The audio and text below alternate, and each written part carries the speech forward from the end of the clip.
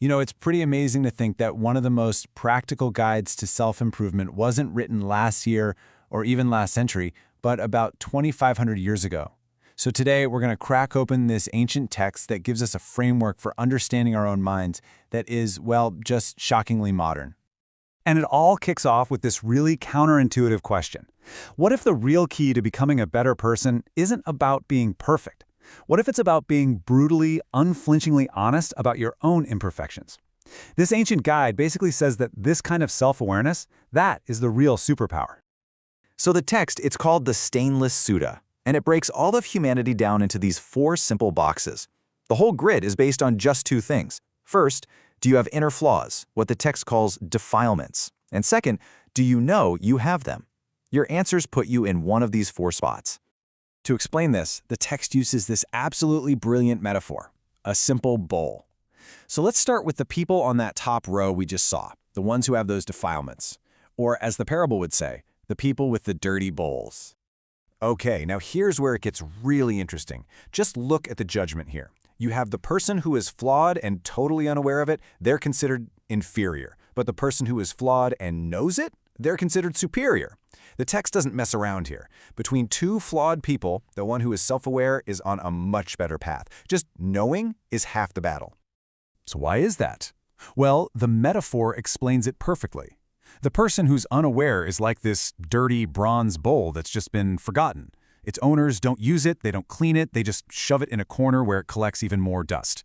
See, without awareness, that flaw, that grime, is just neglected, and it only gets worse. But the aware person, they're like a dirty bowl whose owners actually see the grime and decide to do something about it. They use it, they clean it, they take care of it.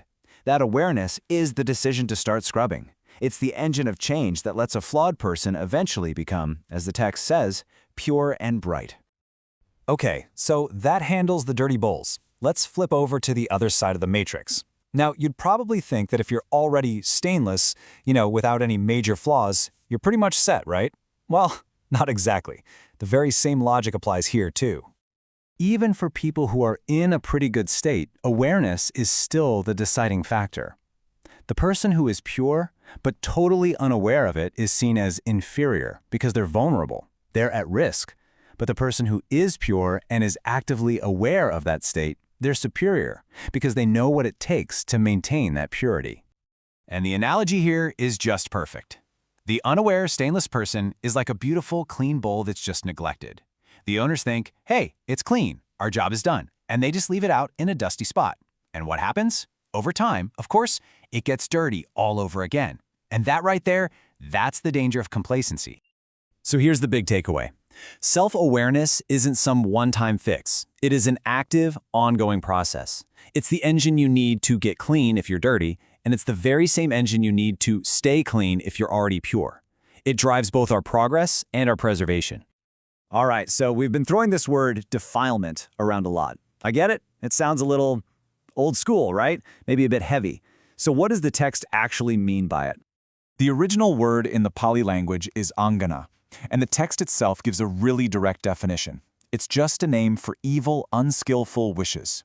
So it's not really about external sins, it's all about our internal states, those toxic thoughts and desires that kind of stain our mental clarity.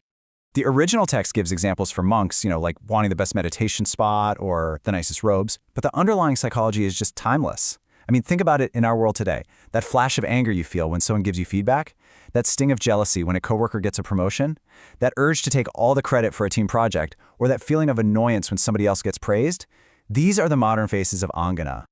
And this all builds up to the final, and I think the most powerful lesson in the entire text. It draws this incredibly sharp line between how someone appears on the outside and what's actually going on inside. The text sets up 2 characters. On one hand, you have an ascetic who absolutely looks the part. He lives out in the forest, he wears simple, rough clothes, but on the inside, he's just full of those unskillful wishes. And then you have a regular villager. Lives in town, wears nice clothes, but is internally pure. The text argues that it's the villager who is truly worthy of our respect. And the metaphor here? Wow, it gets even more intense. That ascetic with the virtuous-looking exterior is compared to a beautiful, polished bowl. It looks fantastic from the outside, But if you were to lift the lid, you'd find it's filled with something truly disgusting, the carcass of an animal. The second you see what's inside, that beautiful exterior means absolutely nothing. All you feel is disgust. The villager, though, is also like a beautiful, clean bowl. But when you look inside this one, it's filled with delicious, nourishing food. The sight is so appealing, the text says, that even someone who is already full would want to eat. The real value, the real appeal, comes from what's been cultivated within. So, there it is, the ultimate takeaway from this 2,500-year-old guide. Appearances are totally meaningless. It doesn't matter if you live in a forest or a city, if you wear rough robes or fancy clothes. What truly defines a person's worth is the inner quality they cultivate through constant, honest self-awareness. And that just leaves us with one final, very personal question to think about. A question posed all those centuries ago that's just as relevant today as it was back then. What's in your bowl?